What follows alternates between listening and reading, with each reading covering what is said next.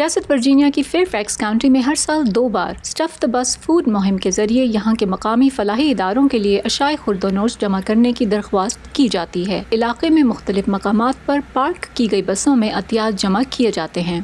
یہ ایک زبردست آئیڈیا ہے۔ یہ آسان وقت نہیں، ہمیں ایک دوسرے کی مدد کرنی چاہیے۔ یہ حیرت انگیز ہے کہ کھانے کی اتنی بہت سی اشیاء ضرورت مندوں تک پہنچائی جائیں گی۔ خاص طور پر یہاں دیکھیں کتنے لوگ عطیہ دے چکے ہیں، یہ بہت حوصلہ افزا ہے۔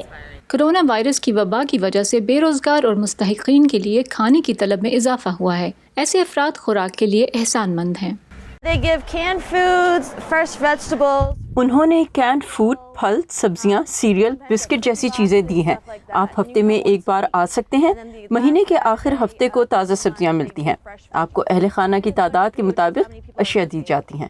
پچھلے 9 سالوں سے کھانا جمع کرنے کے لیے اس اسٹف دا بس فوڈ ڈرائیو کا اہتمام کیا جاتا ہے۔ اس بار ان عطیات سے فیئر فیکس کاؤنٹی کے 10 فلاحی ادارے فائدہ اٹھائیں گے۔